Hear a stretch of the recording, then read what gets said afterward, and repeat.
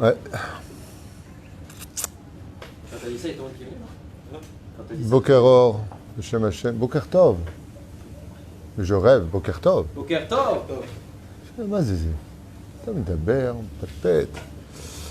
בוקר טוב, Hashem Hashem מנסה מנצח en ce jeudi 19 du mois de Elul et nous sommes le 15 du mois de septembre. Be'ezrat Hashem, bracha ve'atzlacha lekulchem pour cette belle journée qui commence avec de bonnes nouvelles pour vous tous si Dieu veut. Shiur acheté par Avi Ada. Mais c'est toi Ada, non?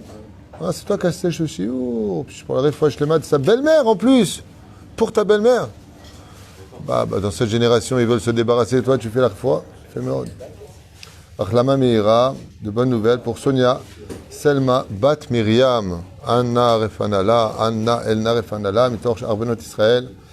On pensera à notre ami Meir Soufan Benrout, qui aussi a besoin de nos prières. Yaakov Daniel, qui est à l'hôpital aussi, Achlama Meira, Beriut Etana. On pense à l'Elef El-Favden Moratimi, Refouach Lema, Achlama Meira, Sarah Taleh Bat Frat Miriam, Yane Ben Esther.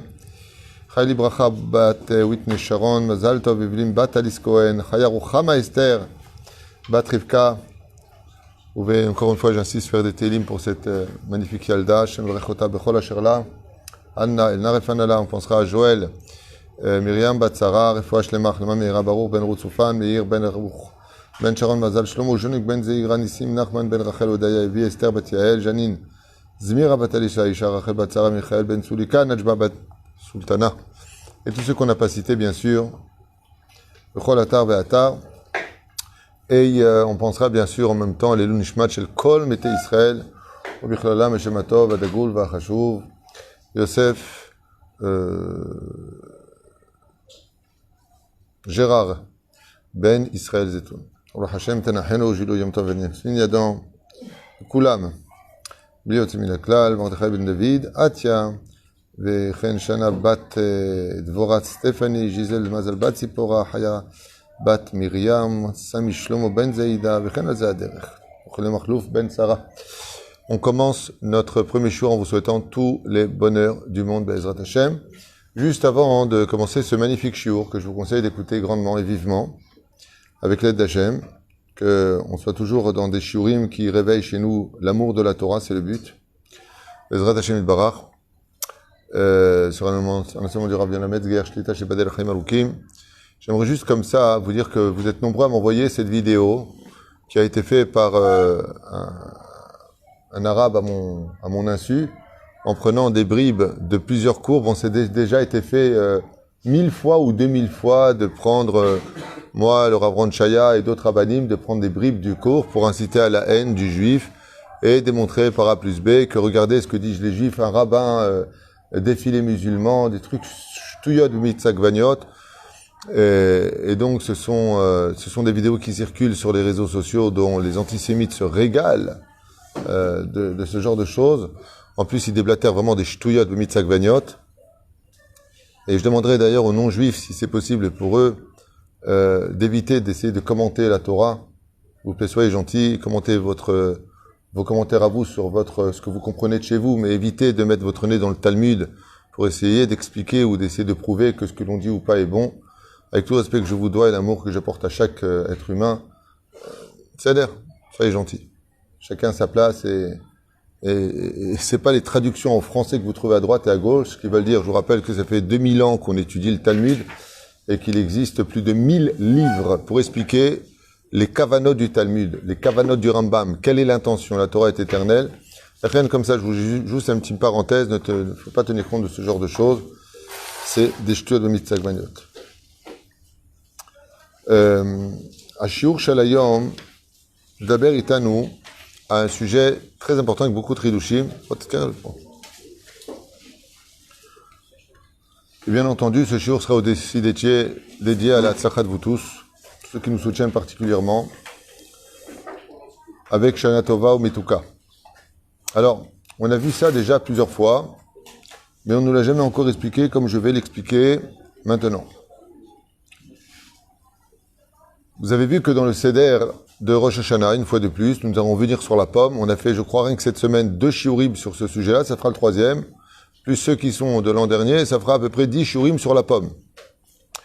Et là, on va voir ensemble une question qu'on a déjà vue. Tapouach, bidvash. On va prendre la pomme et on va le mettre dans le miel. Il y en a qui mettent la pomme dans le sucre. Et le mieux, c'est de le mettre dans le miel. Et on va voir pourquoi aujourd'hui, avec des très très très belles notions.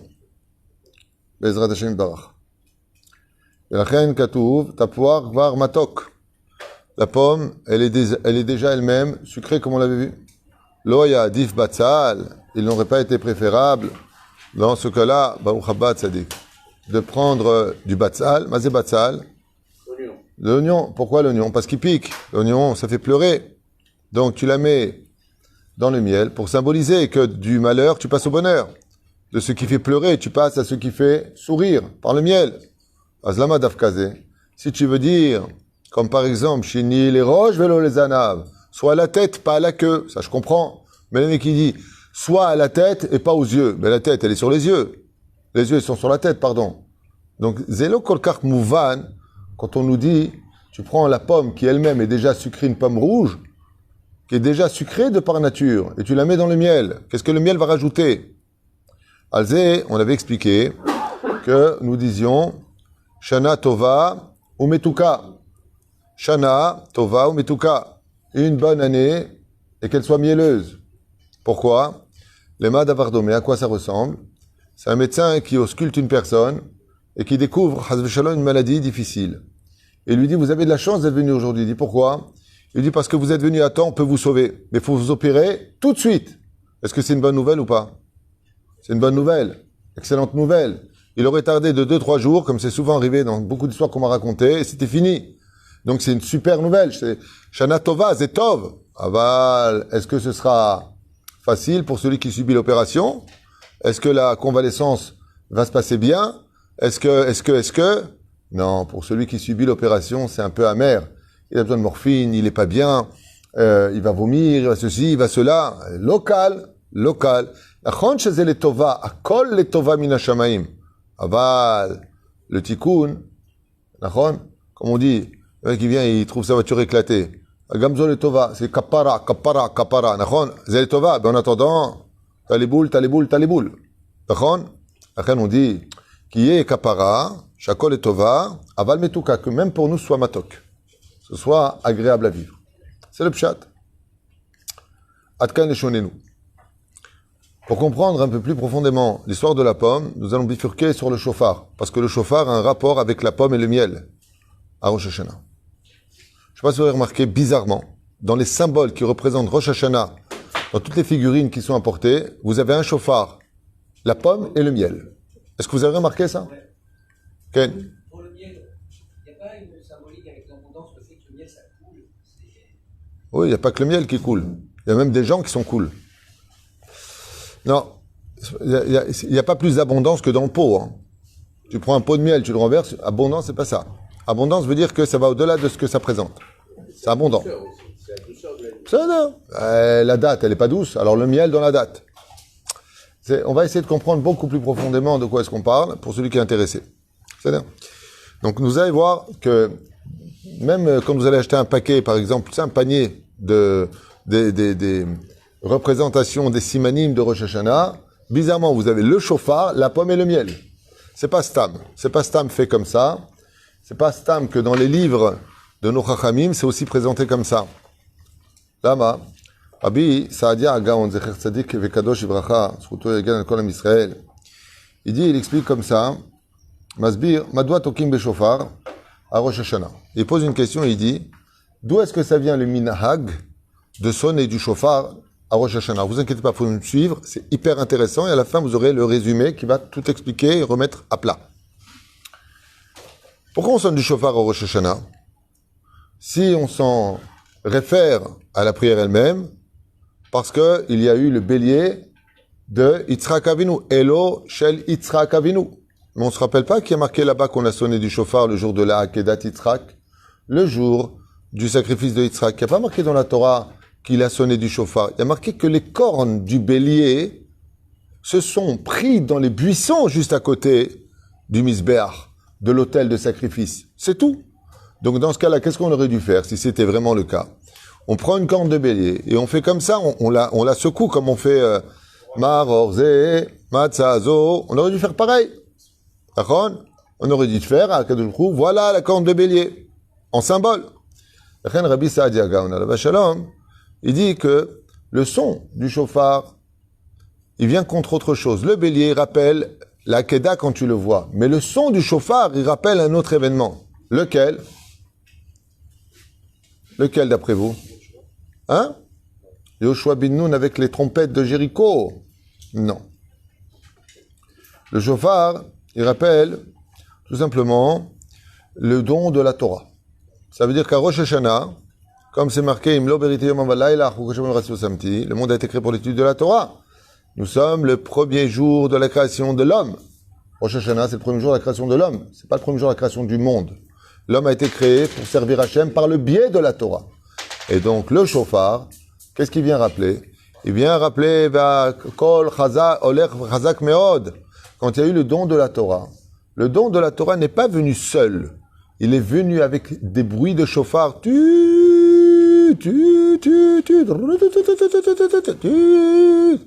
Les enfants d'Israël, ils ont entendu du ciel un bruit terrifiant, extrêmement puissant du don du shofar.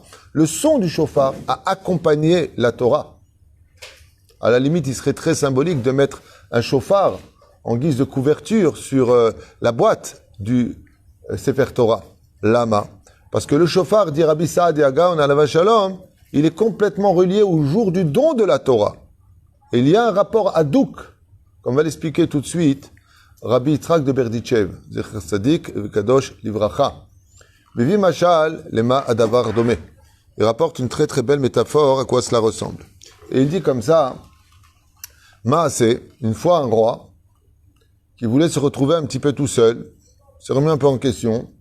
Comme chacun de nous, vous savez que dans la vie, on est heureux avec nos familles, on aime nos femmes, nos enfants. Il y a des moments où on a besoin d'un peu de hitbod des doutes, comme dit Rabbi Nachman.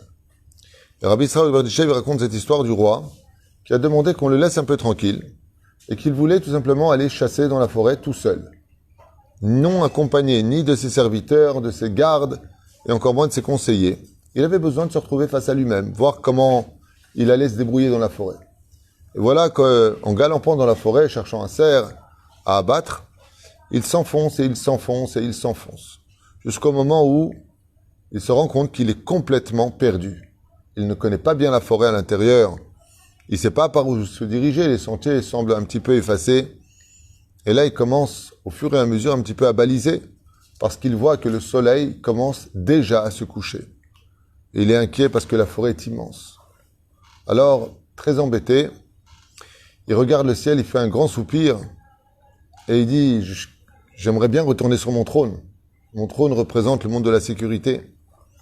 Et complètement défait, à force de marcher avec son cheval comme ça, il entend enfin un bruit, très heureux, il sourit, il dit, ah, il y a quelqu'un ici, il arrive, qu'est-ce qu'il voit? Un bûcheron, avec ses habits de bûcheron, qui est en train de scier du bois. Alors ici, et ici, et ici, du bois. Et le roi le regarde comme ça, lui dit, j'ai jamais eu autant de plaisir à voir un humain qu'aujourd'hui. Tu es d'ici? Il lui dit, ah oui, moi je suis d'ici. Il lui dit, est-ce que par hasard tu connaîtrais la forêt comme il le faut? Il lui dit, je connais la forêt comme le roi connaît son royaume. Très heureux de l'entendre, il lui dit, est-ce que tu pourrais m'accompagner jusqu'à mon palais? Le bûcheron jette sa scie, se positionne devant le roi, il l'accompagne très facilement, malgré le temps pris pour aller jusqu'au palais du roi, il accompagne jusque là-bas. Et le bûcheron et le roi se lièrent d'amitié au fur et à mesure de leurs kilomètres pour arriver au château. Et puis le roi a constaté que c'était quelqu'un de très intelligent, mais certes qui manquait un peu de savoir-vivre. Alors il lui a proposé, une fois arrivé au château, très heureux, le roi l'a tenu comme ça par les mains et lui dit, grâce à toi, je retrouve enfin mon trône. Et le roi l'a embrassé sur le front. Le bûcheron était très gêné. Il lui a dit, non, ne me touchez pas, je transpire, je suis sale avec mes habits, j'ai honte. Il lui dit, tu n'as pas les habits de la honte. Tu as les habits de celui qui m'a montré que l'espoir pouvait exister et que grâce à toi, je peux remonter tranquille sur mon trône. Alors je te propose, si tu le veux bien, de travailler pour moi. Pour faire court, le bûcheron va accepter volontiers, il va commencer à travailler pour le roi. Il va devenir vice-directeur du château du roi. Et après un certain temps, il va monter au grade de directeur du château. Et puis à la mort du ministre des Finances, le roi va le nommer ministre des Finances du roi. Seulement voilà que Vaishman Yeshurun Vaivarat. Les arrivistes sont très dangereux. Quand tu étais très pauvre et que tu deviens très riche du jour au lendemain, t'as les chevilles qui gonflent. Et voilà que ce bûcheron, il va commencer à faire le fanfaron, à dépenser de l'argent, jusqu'au point où il se fera même passer pour le roi. Ce qui va arriver aux oreilles du roi, jusqu'à la limite finale où il dira quand est-ce que partira ce roi que je prenne sa place? Parce que de façon naturelle pour lui, il disait maintenant c'est ma place naturelle, c'est à moi de devenir le roi. Le roi il commence à devenir vieux, allez.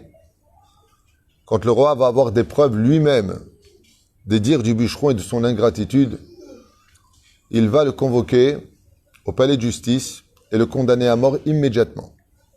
Arrivé devant la pendaison, le bûcheron se rend compte de son erreur.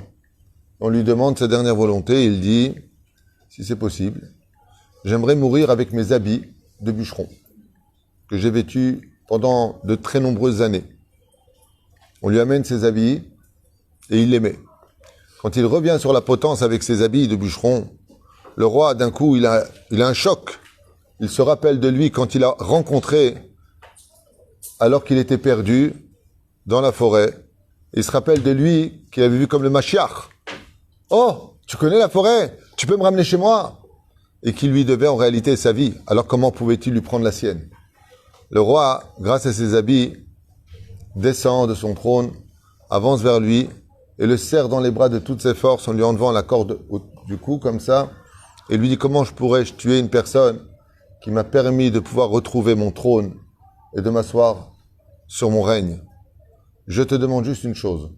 Regrette ce que tu as fait et ne reviens plus jamais sur ce genre de plan d'essayer de prendre ma place ou de me remplacer. Le bûcheron lui dit avec des larmes aux yeux, vous m'avez donné tellement de pouvoir que j'avoue franchement que j'ai été maladroit, mais mes intentions n'étaient pas mauvaises vis-à-vis de vous. Simplement, j'ai pris goût à la vie, j'ai pris goût au pouvoir. Et le roi, lui, ont fait la paix, ils ont festoyé, et ainsi se finit le Majal. Omer Akadosh Baruch Hu, comme s'explique Rabbi Yitzhak de Berditchev, quand Dieu a créé le monde, il a créé pour qu'on lui étudie sa Torah et pratiquons les 613 mitzvot au Har Sinaï. La Gemara dans Masechet Avodah Zarah nous dit que quand Dieu est venu enfin, seul, il est descendu dans ce monde, il était perdu. Pourquoi il était perdu? Parce qu'il a appelé Édom, il lui a dit, tu veux ma Torah? Et qu'est-ce qu'il a répondu? Qu'est-ce qu'il y a marqué dedans? On n'en veut pas. Il a appelé Ishmaël, vous voulez ma Torah? Qu'est-ce qu'il y a marqué dedans? Makatouf ba, ils n'en ont pas voulu. Il a appelé Moab, il a appelé les nations du monde, un après l'autre. Et le roi était embêté. Il a dit, je suis descendu pour donner ma Torah pour laquelle le monde a été créé, mais personne n'en veut. Donc il a perdu le chemin de son trône. Il a trouvé un bûcheron, un peuple, qui était avec des habits qui sentaient mauvais. Am Israël qui était en Égypte. Et Dieu leur a dit, vous voulez ma Torah? Et les enfants d'Israël ont crié, Naaseh v'nishma, nous ferons et nous entendrons. Ça veut dire, on veut la Torah sans condition. On veut pas que tu nous expliques pourquoi c'est comme ça et pourquoi c'est comme ça. Tu veux nous la donner, nous on va la prendre, nous on va l'étudier, nous on va la mettre en pratique. Nous, pas eux, nous, enfants d'Israël. Akadosh Baruch Hu, il leur a dit, grâce à vous, je peux enfin remonter dans le ciel et siéger sur mon trône. Bien sûr, tout ça, c'est des métaphores. Grâce au fait que la Torah maintenant est dans les mains des enfants d'Israël, le Créateur du monde, il est tranquille. Seulement voilà qu'une fois qu'on a eu la Torah, on a eu la bracha. Là où vont les Juifs, il y a toujours la bracha. On a commencé à... Ça y est, on est passé du petit peuple juif à celui qui fait des ingénieurs, des musiciens de folie, des savants du commun. Un petit pays qui en 74 ans a la monnaie la plus forte du monde, une armée impressionnante, high-tech, summum de la chaîne scientifique et autres. Israël n'est pas un pays qui passe facilement... Oui. Même au foot, ils étaient impressionnés hier. Même au foot. Qu'est-ce qu'il y avait au foot? Ils ont dit Haïfa? Elle vient Haïfa, je crois, non? On n'a jamais eu d'ambiance comme ça. Les commentateurs, ils ont dit, jamais vu d'ambiance comme ça dans tous les cas. Top. Avalzé, Pérou, même dans le sport, on a des médailles. Alors on commence à avoir un peu le cheville qui gonfle. Dieu nous aide, Dieu nous fait gagner la guerre des 6 jours. Ouais, on a une bonne armée, jusqu'à, on veut plus de Shabbat, on veut plus de la Torah, on veut prendre la place du roi. Et là, le roi dit, hey, qu'est-ce que vous faites? Qu'est-ce que vous faites? Rendez-vous au palais de justice, c'est Rosh Hashanah. Et là, à ce moment-là, alors que le roi nous met la corde autour du cou, les livres de la vie et de la mort sont ouverts. Akadosh Baruch Hu dit au peuple d'Israël, qu'est-ce que vous voulez? Et à ce moment-là, on dit, est-ce qu'on peut remettre les habits du bûcheron? On veut mourir avec. Est-ce qu'on peut reporter avec nous cette fameuse voix qui a apporté le chauffard quand tu nous as donné ta Torah? Tu te rappelles le jour du don de la Torah que tu n'avais personne qui voulait ta Torah, il n'y a eu que nous qui voulions ta Torah? Et quel est cet habit? C'est le son du chauffard. Quand les enfants d'Israël, à Rosh Hashanah, le jour du jugement, où Dieu fait monter sur la balance le pire comme le meilleur, ou le meilleur comme le pire, il ne reste plus qu'à demander une dernière volonté. C'est quoi cette dernière volonté? C'est de dire à Dieu, tu te rappelles quand tu nous as trouvé, qu'on t'a dit, Naase Venishma? Tu nous as donné la Torah avec le son du chauffard. Tut. Alors quand vient Rosh Hashanah, le jour du jugement, on dit à Hachem, regarde, juste avant de nous écrire où tu vas nous écrire, de faire de nos vies ce que tu voudras, Hachem. Rappelle-toi juste, et à ce moment-là, Dieu il se rappelle que s'il a pu retrouver son trône, Bameromim, El Yoshev Malkiserahamim ou Mitnaik Bahasidut, grâce à qui maintenant tu es tranquille dans le ciel, grâce aux enfants d'Israël qui sur terre font le travail que tu as voulu créer le monde pour lui. Alors le peuple d'Israël, il fait entendre le son du chauffard au Rosh Hashanah dans toutes les communautés. Et à ce moment-là, l'ange accusateur, il est perdu, le Satan, il est perdu, il a les boules. Il dit, hey, mais il devait mourir. C'est le roi lui-même qui descend et qui retire la corde du cou des enfants d'Israël grâce au son du chauffard. Parce qu'il rappelle le jour du don de la Torah. Et la reine, Zakasher Hadouk, dit Rabbi Yitzhak de Berditchev, Zecher Kadosh Livracha, Lama Tok'im Oto Beshofar. Alors, vous posez la question, on va dire, d'accord, mais quel rapport avec la pomme et le miel? Et je vais te dire le rapport avec la pomme et le miel. C'est que de tous les fruits de la création que Dieu a créés, il y a un seul fruit qui sort le fruit avant les feuilles. D'abord, il y a les feuilles, comme on le voit à Nissan. Il y a le bourgeon. Et le bourgeon, qu'est-ce qu'il annonce? La naissance du fruit. Donc, les feuilles, le feuillage fait entendre la venue du fruit pour lequel l'arbre a été créé. Quel est le fruit qui représente Naase Venishma, qui sort d'abord le fruit et seulement après la fleur? C'est la pomme. C'est le seul fruit de la création qui sort d'abord le fruit, Naase, et ensuite seulement, à l'image des oreilles, enfin tu vois la fleur qui sort derrière. Et la pomme représente le Naase Venishma. L'aura Bilvad. Alors, qu'est-ce que c'est une pomme? On voit d'extérieur, elle est rouge. Et à l'intérieur, elle est comment? Elle est blanche. D'accord? Pour t'enseigner deux choses. Si tu vois les enfants d'Israël qui se conduisent un peu sauvagement, durement, comme la Midatadine, ce n'est qu'une épluchure, car tout l'intérieur n'est que blanc. Seulement, il y a un problème avec la pomme. Et là, je finirai pour clôturer tout ça, le résumé qui est magnifique. Il dit Pachout Meod. Tu vois, quand tu prends une pomme, ouais, tant qu'elle est fermée, elle est comme tous les autres fruits. Mais la pomme, dans son processus de détérioration, elle est très spéciale. Laquelle? C'est vrai que la poire aussi, ça peut être pareil. Mais au plus rapide de tous, il n'y a pas plus que la pomme. Dès que tu l'as ouvert en deux, le blanc, pssst, tout de suite, il commence son processus de détérioration. Remez, ta poire bitvache. Quel est l'élément qui est capable de conserver la blancheur de la pomme? C'est le miel. Prenez une pomme. Vous allez, c'est 10 minutes, elle commence déjà à tout de suite noircir. Vous la mettez dans le miel, vous venez 2 jours plus tard, vous enlevez le miel, elle est encore blanche. C'est un conservateur pour la pomme. Et là, on vient nous dire, tu prendras la pomme, Nachon, quand même marqué que tes habits soient blancs comme la neige pour montrer que tu es pur et sans faute. Il dit, pourquoi tu prends la pomme et tu la mets dans le miel?